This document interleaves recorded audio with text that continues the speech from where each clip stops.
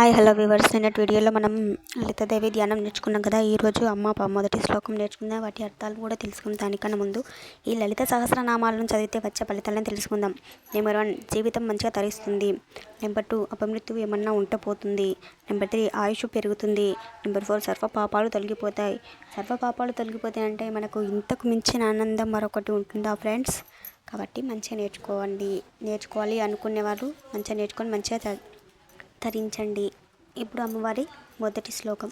శ్రీమాత శ్రీ మహారాజ్ఞి శ్రీమత్ సింహాసనేశ్వరి చితగ్ని కుండ సంభూత దేవకార్య సముద్యత.